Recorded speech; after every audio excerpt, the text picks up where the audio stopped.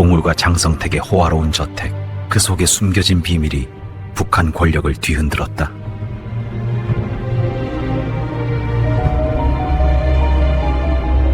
북한 최고 권력의 정점에서 김정은 위원장 바로 곁에서 그 누구도 넘볼 수 없는 모든 것을 누리던 한 남자가 있었습니다. 그의 이름은 장성택. 한때는 북한의 2인자이자 김정은 체제를 든든히 지탱하며 막강한 권세를 휘둘렀던 핵심 인물이었죠.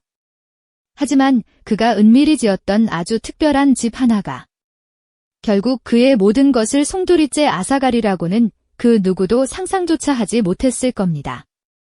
과연 그 호화로운 저택의 진짜 정체는 무엇이었을까요?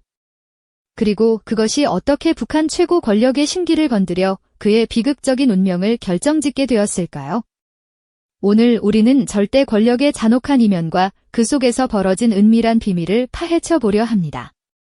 장성택은 단순히 김정은 위원장의 고모부라는 혈연 관계를 넘어 북한 권력의 핵심에서 오랫동안 막강한 영향력을 행사해온 거물 정치인이었습니다. 그는 김정일 국방위원장 시절부터 이미 당과 군의 요직을 두루 거치며 권력의 중심에 자리 잡았고 젊은 지도자 김정은이 후계자로 부상하는 과정에서도 결정적인 역할을 했던 것으로 널리 알려져 있죠. 김정은에게는 정치적 멘토이자 때로는 엄격한 아버지 같은 존재로 여겨지며 북한 경제 전반을 총괄하는 핵심 요직을 두루 역임했습니다. 그의 위세는 실로 대단해서 북한의 주요 정책 결정은 물론이고 군과 당, 행정부 전반에 걸쳐 그의 손길이 닿지 않는 곳이 없었을 정도였습니다. 그의 말 한마디는 곧법이자 지침이었고 그의 지시 하나에 수많은 간부들이 일사불란하게 움직였죠. 그만큼 그는 북한 사회에서 절대적인 영향력을 가진 인물이었고 그 누구도 감히 그에게 이의를 제기할 수 없는 위치에 있었습니다. 이처럼 모든 것을 가진 듯했던 장성택, 그는 자신의 무소불위한 권력을 이용해 상상하기 어려운 호화로운 생활을 거리낌 없이 누렸습니다. 겉으로는 인민을 위하는 간부의 모습을 보였지만 실상은 그 누구보다 사치스럽고 방탕한 삶을 살았다는 이야기가 끊이지 않았죠. 특히 그를 파멸로 이끌었던 결정적인 단서 중 하나가 바로 그가 몰래 지었다는 호화주택이었습니다. 이 집은 단순한 거주 공간을 넘어선 의미를 지니고 있었습니다. 북한 최고 지도자의 눈을 피해 자신의 부와 권력을 과시하듯 은밀하게 지어진 이 저택은 최고 존엄의 심기를 거스를 수 있는 일종의 금기를 상징했다고 볼 수 있습니다. 일반 주민들은 상상조차 할 수 없는 규모와 시설, 그리고 그 안에 채워진 값비싼 명품과 사치품들은 장성택이 얼마나 권력에 취해 있었는지를 여실히 보여주는 증거였죠. 이 집은 단순한 건축물을 넘어 그의 무한한 욕망과 감히 최고 지도자의 권위에 도전하려 했던 그의 은밀한 야심을 드러내는 상징물이었다고 할 수 있습니다. 하지만 북한이라는 체제는 오직 한 사람, 즉 최고 지도자만이 모든 것을 소유하고 누릴 수 있는 유일한 존재입니다. 김정은 위원장에게 있어서 자신의 옆에서 그 어떤 인물도 자신보다 더 큰 권력이나 부를 과시하는 것은 결코 용납할 수 없는 일이었을 겁니다. 장성택의 호화주택은 결국 최고 존엄의 권위에 대한 명백한 도전으로 비쳤을 가능성이 매우 높습니다. 이 이야기는 단순한 한 개인의 몰락을 넘어서 북한의 절대 권력이 어떻게 작동하는지, 그리고 그 권력 내부에서 어떤 잔혹한 메커니즘이 숨겨져 있는지를 상징적으로 보여주는 사건입니다. 한때는 북한의 2인자로서 모든 것을 가졌던 장성택이 어떻게 한순간에 모든 것을 잃고 비극적인 최후를 맞이하게 되었을까요? 그의 파멸은 과연 그 호화주택 때문이었을까요? 아니면 그 뒤에 감춰진 더 깊고 은밀한 권력 투쟁이 그림자가 있었던 것일까요?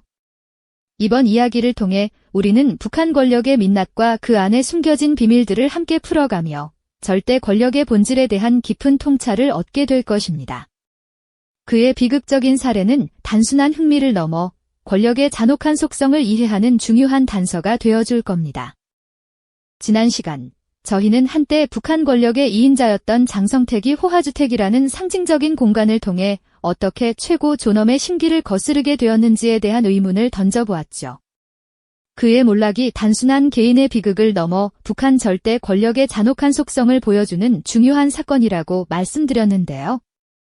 그렇다면 과연 장성택은 어떤 인물이었기에 그토록 막강한 권력을 손에 쥐고 최고 지도자의 옆자리까지 오를 수 있었을까요? 그리고 그의 파멸은 정말 그 호화주택 때문이었을까요? 아니면 그 뒤에 감춰진 더 깊은 권력 투쟁이 그림자가 있었던 걸까요? 이제 그 질문의 답을 함께 찾아 나서 볼 시간입니다. 장성택은 단순히 김정은 위원장의 고모부라는 혈연적 관계만으로 권력의 정점에 선 인물이 결코 아니었습니다. 그는 김정일 시대부터 이미 북한 체제의 핵심 인물로 깊이 자리매김하며 오랜 시간 동안 권력의 복잡한 줄다리기 속에서 자신만의 확고한 기반을 매우 견고하게 다져왔죠. 김정일 국방위원장이 살아있을 당시에도 그의 영향력은 당과 군, 행정의 주요 부문들을 아우르는 막강한 수준이었고 수많은 간부들이 그의 눈치를 볼 정도였다고 알려져 있습니다. 마치 거대한 거미줄처럼 북한 권력의 핵심 요직 곳곳에 자신의 신복들을 교묘하게 배치하며 사실상 자신만의 강력한 권력망을 구축했던 것입니다. 특히 김정일 위원장의 갑작스러운 사망 이후 어린 김정은 위원장이 불안정한 권력을 승계하는 과정에서 장성택의 역할은 그야말로 절대적이었다고 평가됩니다. 그는 김정은 체제의 든든한 후견인이자 실질적인 섭정 역할을 충실히 수행하며 젊은 지도자의 권력 이양기를 안정화시키는 데 결정적인 기여를 했습니다. 마치 경험 많고 노련한 재상이 어린 왕을 보필하듯 그는 당과 군부의 핵심 인사들을 능숙하게 통제하고 김정은 위원장의 권위가 결코 흔들리지 않도록 뒤에서 묵묵히 지원하며 북한 권력의 중심축 역할을 해냈던 것이죠. 이러한 과정 속에서 그는 명실상부한 북한의 2인자로서 최고 지도자 다음 가는 위용을 유감없이 과시하게 된 것입니다. 그의 지시 한마디에 북한의 주요 정책들이 좌우되고 그의 결정에 따라 많은 간부들의 운명이 갈리는 모습은 당시 북한 사회에서 결코 낯선 풍경이 아니었을 겁니다. 하지만 이처럼 무한에 가까운 막강한 권력은 때로는 감당할 수 없는 위험한 욕망으로 변질되곤 합니다. 장성택의 권력이 공적인 영역을 넘어 사적인 영역으로까지 무분별하게 확장되기 시작하면서 그는 점차 최고 존엄의 불편한 시선과 눈밖에 나기 시작했죠. 그가 은밀하게 지었던 호화주택은 단순히 개인적인 사치품을 넘어 자신의 엄청난 재력과 독립적인 영향력을 대외적으로 과시하려는 위험한 욕망의 상징이었습니다. 그는 북한의 핵심 외화벌이 사업들을 독점적으로 장악하며 막대한 부를 개인적으로 축적했고 이를 통해 자신만의 독자적인 경제 기반을 매우 공고히 다져나갔습니다. 해외 자원 개발권 독점은 물론 다수의 무역 회사들을 직접 운영하며 국가의 중앙 통제를 벗어난 독자적인 경제망을 구축했던 것으로 밝혀졌습니다. 이는 마치 최고 지도자의 권위를 넘어서 자신만의 독립적인 왕국을 건설하려는 듯한 매우 위험한 움직임이었던 것이죠. 뿐만 아니라 그는 최고 지도자만이 가질 수 있는 고유의 권한인 독자적인 인사권을 행사하려는 시도까지 서슴지 않았습니다. 이는 김정은 위원장의 권위에 대한 명백하고도 직접적인 도전으로 비칠 수밖에 없었을 겁니다. 이러한 장성택의 과감한 행보는 젊은 최고 지도자의 입장에서 볼 때 자신의 절대적인 권력을 위협하는 심각한 도전이자 불충으로 인식되었을 테죠. 마치 갓 부화한 어린 독수리, 새끼가 어미 독수리의 둥지를 무리하게 차지하려는 듯한 위험한 그림으로 김정은 위원장은 숙부의 모든 행동을 예의주시하며 깊은 불쾌감과 함께 심각한 위협을 느꼈을 것입니다. 점차 김정은 위원장의 주변에는 장성택의 권력 남용과 지나친 사치, 그리고 최고 존엄에 대한 불충을 고발하는 수많은 보고서들이 끊임없이 쌓여갔을 겁니다. 그의 호화로운 생활과 독립적인 권력망 구축 시도는 젊은 최고 지도자의 심기를 거스르기에 충분하고도 넘쳤습니다. 처음에는 든든한 섭정으로서 존중받던 그의 존재가 이제는 최고 권력의 자리를 노리는 잠재적인 위협으로 완전히 변모해갔던 것이죠. 이러한 팽팽한 긴장감 속에서 북한 권력 내부에는 서서히 불길한 숙청의 그림자가 드리워지기 시작했습니다. 최고 지도자의 분노가 폭발하기 직전에 시한폭탄 같은 위태로운 상황이 전개되고 있었던 겁니다. 과연 어떤 결정적인 계기들이 장성택의 파멸을 재촉했을까요? 그리고 그의 운명을 결정지은 최후의 한 방은 무엇이었을까요? 다음 이야기에서 그 비밀을 더 깊이 파헤쳐 보겠습니다. 네, 지난 시간에 장성택에게 드리워진 파멸의 그림자에 대해 이야기 나눴었죠. 최고 지도자의 분노가 폭발하기 직전 마치 시한폭탄처럼 위태로운 상황이 그를 옥죄고 있었다는 말씀드렸습니다. 과연 어떤 결정적인 순간들이 그의 운명을 재촉했고 그를 나락으로 떨어뜨린 최후의 일격은 무엇이었을까요? 이제 그 숨겨진 진실들을 하나씩 파헤쳐 볼 시간입니다. 가장 먼저 김정은의 심기를 불편하게 했던 것은 장성택의 도를 넘는 권력 남용과 사치스러운 생활 태도였습니다. 김정은의 후견인으로서 막강한 권한을 위임받았던 그는 한때 자신의 영역을 넘어 국가의 주요 경제 사업에까지 깊숙이 개입하기 시작했습니다. 마치 모든 것이 자신의 손안에 있는 것처럼 행동했죠.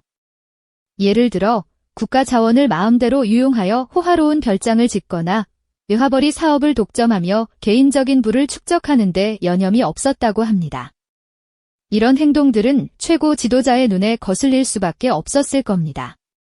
이처럼 특권의식에 젖어 자신의 권력을 사유화하는 모습은 김정은 체제에 대한 도전으로 비춰졌을 테니까요. 하지만 그의 권력 남용보다 더 치명적이었던 것은 최고 존엄에 대한 불경한 태도였습니다. 북한에서 최고 지도자의 권위는 그 어떤 것도 넘어설 수 없는 절대적인 영역입니다. 그런데 장성택은 이 금기를 건드리고 말았죠. 한 일화에 따르면 김정은의 동상을 건립하는 과정에서 장성택이 동상 주변에 세워질 비석의 위치를 지시하며 이렇게 세우면 된다는 식의 무례한 발언을 했다고 전해집니다. 별것 아닌 것처럼 들릴지 몰라도 최고 지도자의 상징인 동상에 대한 이런 식의 지시는 북한 사회에서는 상상조차 할 수 없는 불경한 행위로 받아들여집니다. 이는 김정은의 권위에 정면으로 도전하는 행위나 다름없었죠. 또한 장성택은 국가경제보고서를 조작했다는 의혹에 휩싸이기도 했습니다. 그는 자신의 경제적 영향력을 과시하기 위해 실제보다 부풀려진 수치를 보고하거나 심지어 김정은의 지시를 무시하고 자신의 입맛에 맞는 사업을 추진하는 등 노골적인 불충을 드러냈습니다. 최고 지도자가 직접 지시한 사안에 대해 자신의 판단으로 수정하거나 왜곡하는 것은 그야말로 하극상에 해당하는 행위였을 겁니다. 이런 일들이 김정은의 귀에 들어가게 되면서 그의 분노는 걷잡을 수 없이 커져갔습니다.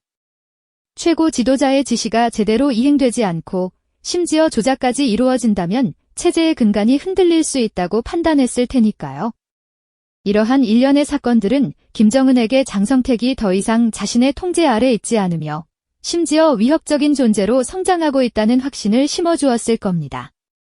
처음에는 후견인으로서의 역할과 그가 가진 경험을 높이 평가했지만 점차 그의 권력욕과 불충이 도를 넘어서자 김정은의 인내심은 한계에 다다랐던 것이죠. 결국 김정은은 장성택을 숙청하기로 결심하게 됩니다. 이 결정은 단순히 한 개인을 제거하는 것을 넘어 자신의 절대적인 권위를 확립하고 신생 권력의 기반을 다지기 위한 필수적인 수순이었을 겁니다. 숙청 결정이 내려진 후 북한 내부에서는 극도로 긴박한 분위기가 감돌았을 겁니다. 김정은과 그의 측근들은 비밀리에 숙청 계획을 논의하고 장성택의 모든 움직임을 감시했을 테죠. 최고 지도자의 분노가 폭발하는 순간 그 누구도 장성택을 보호할 수 없었습니다. 그리고 마침내 2013년 12월 8일 조선노동당 중앙위원회 확대회의에서 장성택은 공개적으로 체포되는 충격적인 장면을 연출하고 맙니다. 수많은 당 간부들이 지켜보는 가운데 군인들에게 끌려나가는 장성택의 모습은 북한 권력의 잔혹한 속성을 전 세계에 여과 없이 보여주는 상징적인 순간이었습니다. 그의 얼굴에는 당혹감과 함께 모든 것을 체념한 듯한 표정이 스쳐 지나갔겠죠. 이 사건은 단순한 체포를 넘어 북한 사회 전체에 공포와 충격을 안겨주며 최고 권력의 경고가 무엇인지를 명확히 보여주는 서막이었습니다. 장성택의 공개적인 몰락은 그저 한 고위 간부의 퇴장이 아니었습니다. 이는 김정은 최고 지도자가 자신의 권위를 확립하고 북한 체제의 통제력을 강화하겠다는 강력한 의지를 온 세상에 천명하는 섬뜩한 경고와도 같았죠. 수많은 당 간부들은 그 잔혹한 광경을 목도하며 자신들의 미래에 드리워진 어두운 그림자를 보았을 겁니다. 그들의 심장은 공포로 얼어붙었을 테고 최고 존엄 앞에서 감히 그 누구도 반기를 들 수 없다는 냉혹한 현실을 뼈저리게 깨달았을 거예요. 숙청의 파장은 북한 사회 전체에 급격한 변화를 가져왔습니다. 장성택과 연관된 인물들은 숙청되거나 좌천되었고 그의 흔적은 마치 처음부터 존재하지 않았던 것처럼 지워지기 시작했습니다. 모든 기록에서 그의 이름이 삭제되고 그가 관여했던 사업들은 새로운 인물들의 손에 넘겨졌죠. 이는 단순히 권력의 공백을 메우는 차원을 넘어 김정은 체제에 대한 절대적인 충성만이 생존을 보장한다는 메시지를 각인시키는 과정이었습니다. 최고 권력의 의지에 반하는 모든 요소는 가차없이 제거될 것이라는 분명한 신호였으니까요. 결국 장성택이 비밀리에 지었다던 그 호화주택은 단순한 부와 사치의 상징을 넘어섰습니다. 그것은 마치 판도라의 상자처럼 최고 권력의 심기를 거스르는 금기의 영역을 뜻했습니다. 그 작은 균열, 즉 최고 지도자의 눈밖에 난 사적인 욕망과 과도한 권력 남용이 결국 한때 최고 권력의 정점에 있던 인물을 파멸로 이끌었다는 것을 보여주는 상징이었죠. 그 집은 장성택의 몰락을 예고하는 불길한 징조이자 절대 권력 앞에서 그 어떤 개인적인 영역도 허용되지 않는다는 잔혹한 진실을 대변하는 것이었습니다. 이 비극적인 사건을 통해 북한 사회 전체에 각인된 메시지는 분명했습니다. 최고 존엄의 그림자 아래에서는 그 어떤 핏줄의 끈도 오랜 세월 쌓아 올린 공적도 무의미해진다는 냉혹한 진실을 말이죠. 오직 최고 권력자에 대한 맹목적인 복종만이 그들의 숨통을 지켜줄 유일한 방편이었을 겁니다. 장성택의 숙청은 단순한 한 인물의 몰락이 아니라 김정은이 자신의 권위를 확립하고 체제 통제를 강화하기 위한 강력한 경고였음을 분명히 보여주죠. 그의 죽음은 북한 권력 내부의 가장 은밀하고 잔혹한 메커니즘을 적나라하게 드러낸 사건으로 기억될 것입니다. 장성택의 비극적인 사례는 오늘날 북한 체제가 작동하는 방식과 김정은 위원장의 통치 스타일을 이해하는 데 중요한 열쇠를 제공합니다. 한 개인의 권력 욕망이 절대 권력과 충돌했을 때 어떤 비극적인 결말을 맞이하는지, 그리고 그 과정에서 어떤 잔혹한 숙청이 이루어지는지를 여과 없이 보여주었으니까요. 이는 비단 북한만의 이야기가 아닌 인류 역사 속에서 끊임없이 반복되어 온 절대 권력의 속성에 대한 보편적인 교훈을 우리에게 남겨줍니다. 권력의 정점에서 모든 것을 누리던 한 남자가 결국 자신이 쌓아 올린 탐욕과 오만으로 인해 파멸에 이르는 과정은 씁쓸한 여운을 남기죠. 과연 북한이라는 특수한 사회에서 절대 권력의 감시 아래 살아가는 사람들의 삶은 어떤 모습일까요? 그리고 그들의 내면에는 어떤 두려움과 희망이 공존하고 있을까요? 장성택의 비극은 그 질문에 대한 답을 찾아가는 여정의 시작일지도 모릅니다. 우리는 이 사건을 통해 북한 권력의 민낯을 다시 한번 깊이 생각하게 되죠. 그리고 감춰진 역사의 이면을 탐구하는 다음 이야기 속에서 또 다른 진실을 마주하게 될 것입니다. 이 영상이 도움이 되셨다면 좋아요와 구독 부탁드립니다. 여러분의 응원이 제게 큰 힘이 됩니다. 다음 영상에서도 더 유용한 정보를 공유하겠습니다. 감사합니다.